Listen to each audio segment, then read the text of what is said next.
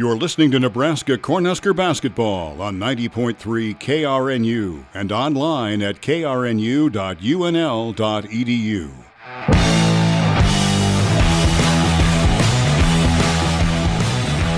Well, the honeymoon over for this Nebraska men's basketball team after coming into today with a 4-game win streak and playing in front of a sold-out crowd of 15,053 people here at Pinnacle Bank Arena. The air kind of left, and Tim Miles will have to try and make PBA the vault another day as Northwestern comes in here for the second straight year and wins in Lincoln, beating Nebraska 74-66. Northwestern snaps a 2-game losing skid of their own to advance to 13-4 on the year, 2-2 in the Big Ten. Nebraska drops to 9-7, suffering their first Big Ten loss of the year with a 3-1 mark in league play. This is the Husker Countdown men's basketball post-game show here on 90.3 KRNU. Tommy Rezat rejoining you once again, also joined by Austin Norman. Our thanks to Matt Rigby and Brody Jancy for their hard work calling the action here today on KRNU. So glad you could be with us and join us for our coverage here this afternoon. And what was an electric atmosphere and a pretty back and forth game there. Austin, Nebraska ended that first half on a 14-0 run and took that 37-33 lead into the locker room, but Northwestern was not going to be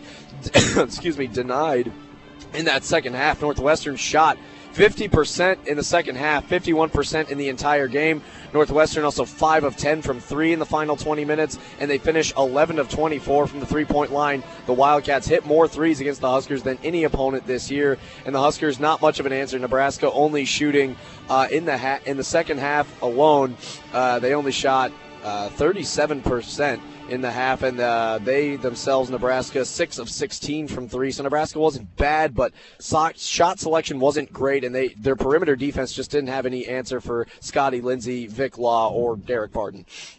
No, not so much. You mentioned it, 5 of 10 from 3 from Northwestern in the second half. They made almost as many in the second half as Nebraska did the entire game. Now, usually 6 made threes is Nebraska's benchmark for winning a game, but that didn't work out tonight because their perimeter defense just wasn't there. If they helped off shooters, Northwestern's open shooters would just knock them down. It was just like clockwork.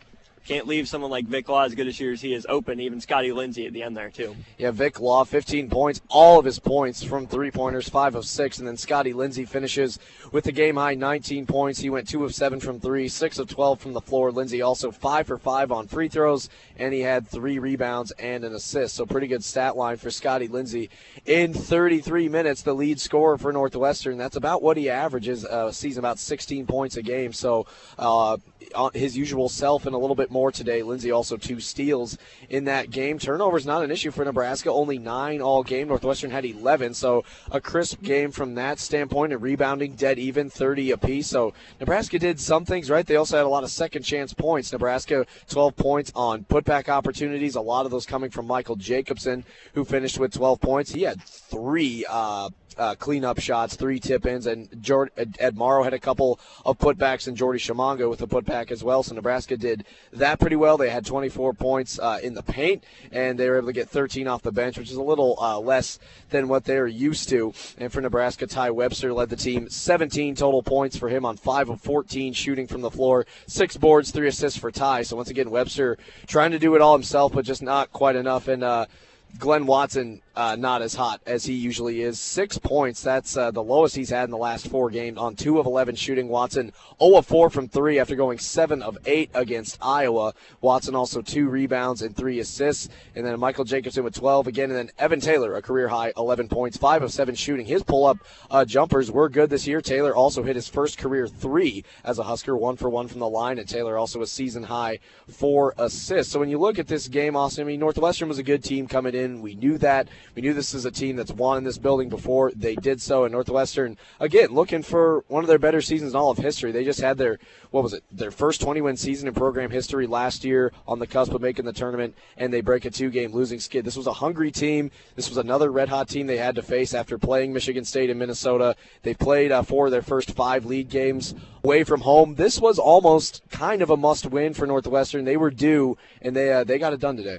Yeah, for sure. PBA, well, like you mentioned, Northwestern going on the road. PBA was good at times, but it wasn't necessarily the same atmosphere as there is Memorial Stadium for football games. I know in Nebraska here we expect dominance from a football team, so Memorial Stadium's pretty easy to get going. I remember being the Oregon game, that place was loud.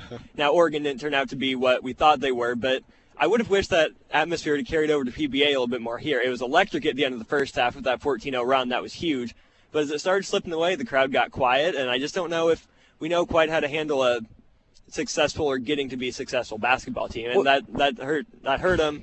And it wasn't as tough a place for Northwestern, too. Yeah, and I agree with that because when Northwestern got on defense, it didn't seem like the crowd would get up. I mean, Nebraska would miss a shot, and everyone kind of just groaned, and there was a little bit of clapping. But, yeah, it was pretty quiet all around. I don't know how much of a factor that played into Northwestern's hot shooting day, but still, I mean, Tim Miles talks about making this place the vault again and talks about the crowd support. I mean, the attendance certainly was up today, and like you said, there were moments. Nebraska had some momentum there. It was fairly loud towards the end, but, yeah, you felt like there were a few possessions there where the crowd could have been louder, and Nebraska's home radio broadcast team even said this is pretty weak. Ken Pavelka tweeted out at one point. He said, "Tell the guy next to you, yell, get loud." But it really wasn't the loud electricity, the energy that we had here on Thursday against Iowa. So if Tim Miles wants to make this place the vault again, he's going to need a little more help from the crowd. He's gotten them to show up, and some people leaving early again, even though it was only a 2-score game with over a minute to go. We saw some fans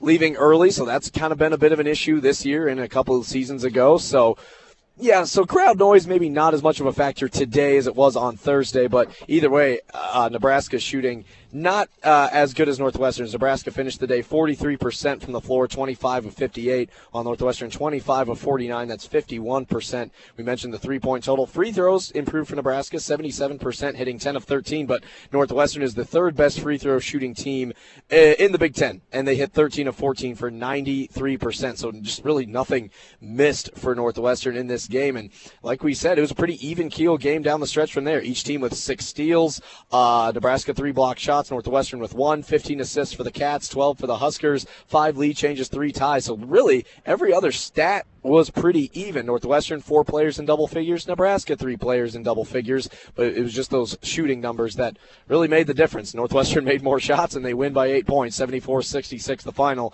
as Nebraska's 4-game losing skid comes to an end. Tommy Rezach and Austin Orman with you. So, Austin, up next for Nebraska, a road trip to Michigan in Ann Arbor. This is a team that Nebraska has not yet beat as members of the Big Ten Conference, and Michigan playing about as good as many teams here in this Big Ten this year. The Wolverines 11-5, but a 1-2 start in the Big Ten. It's going to be a rocking atmosphere in Ann Arbor, but Nebraska 2-0 in league games on the road. How do they reset? They do have a 6-day break, so I guess does that play in Nebraska's favor, getting 6 days off? They play again Saturday, and then they reload for a road game. How do they kind of get prepared for that? I don't think it hurts having the 6-day break. This was, their 3rd game in a week, I think we said. Mm-hmm. So 3 games in 7 days, especially in the Big Ten, that's a grind. So getting a few days off, get the legs back, and even coming off of a double overtime game against Iowa, that's tough to do, even if it is at home. So get a couple of not necessarily easier practices, but just get the legs back under them a little bit. Go into a tough Ann Arbor environment against a solid Michigan team. Yeah, looking at Michigan's schedule this year, not a whole lot of juggernauts in their non-con schedule. They did beat SMU earlier this year, went at South Carolina, lost there 61-46. Lost to Virginia Tech in the Big Ten ACC Challenge, 73-70. That's a team that Nebraska lost to as well. Excuse me. They got a win over Texas in the Chrysler Center. That is where the Wolverines play their home basketball. Beat Texas and Kennesaw State in the month of December. Went to number 2 UCLA, lost 102-84, so there's a couple of losses in common. They went at Iowa on New Year's Day and lost 86-83. So these teams have a lot in common, taking Iowa to overtime, losing to UCLA and Virginia Tech.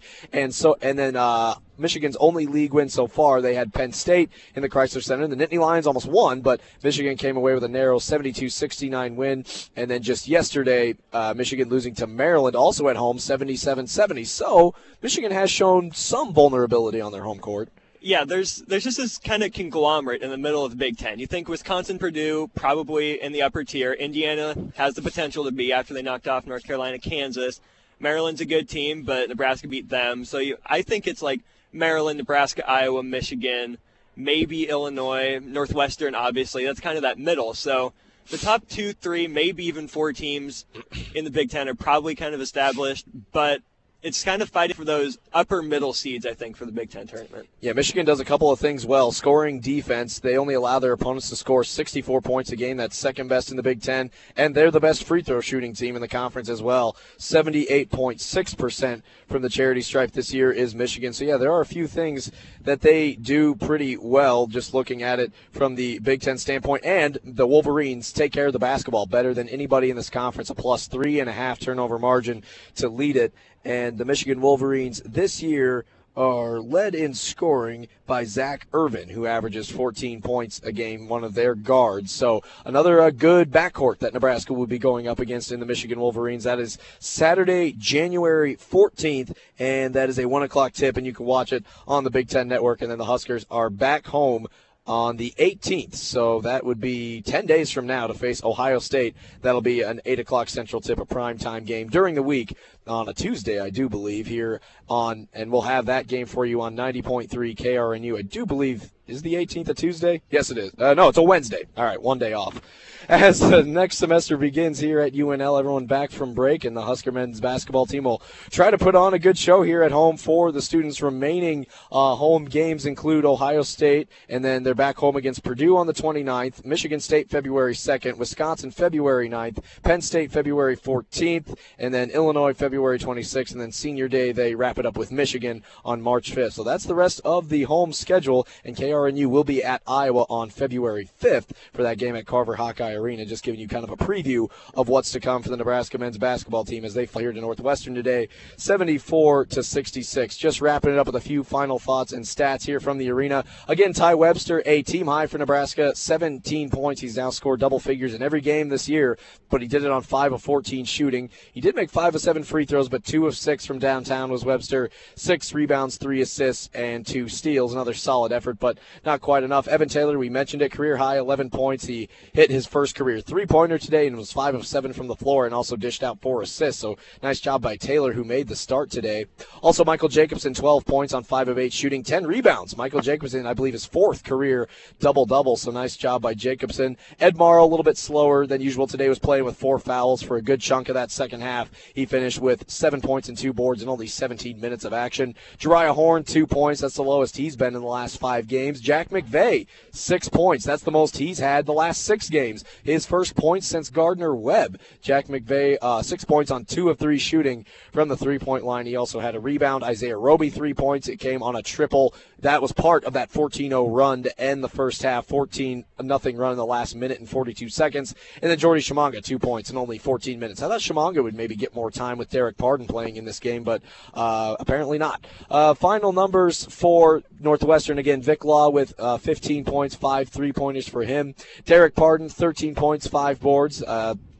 Derek Pardon has scored in double figures both times he's played here. Scotty Lindsey, the game high, 19 points on 6 of 12 from the floor. He was 2 of 7 from 3, 5 of 5 from the free throw line, and Lindsey also 3 rebounds, player of the game for sure. And then Bryant McIntosh, a little below his usual. He had 11 points on 3 of 10 shooting and only 1 of 4 from the three-point line. So you got to credit Northwestern when one of their veteran leaders, McIntosh in the guard, having an off game. Lindsey, Law, and Pardon all able to step up and make shots. And then there was also scoring for Northwestern as we refresh the stats here. Sanjay Lumpkin with 2 points. Also coming off the bench, Nathan Taphorn. He hit a big 3 in the second half. And then Gavin Skelly coming off the bench, hitting 2 of 3 from downtown. He finished with 9 points. Skelly went 0 of 6 from the three-point line against Minnesota and knocked in a pair of triples today to finish with 9 points and 4 rebounds. Again, both teams finishing with 30 rebounds, but it was Northwestern making more shots than Nebraska. Plain and simple, they made 5 more triples than the Huskers did. And Northwestern put up 11 threes, the most by any Husker opponent this year, and that fueled a 74-66 win for the Cats this year. Now 13-4, Nebraska now 9-7. That's going to do it for our post-game analysis, our post-game show from Pinnacle Bank Arena. And my thanks to Austin Norman for joining us. We hope he can join us a little bit more as we go down the stretch here in the 2017 half of the Nebraska men's basketball schedule. One more time, our next broadcast of Husker men's basketball will be January 18th when the Ohio State Buckeyes come into Lincoln. That'll be an 8 o'clock tip right here from PBA on January 18th. So that means 7:15 Husker Countdown pregame show with myself, Zach Penrice, Matt Reynolds, and Austin Norman. Whoever decides to drop in, we'll have a pregame analysis 45 minutes before every home men's basketball game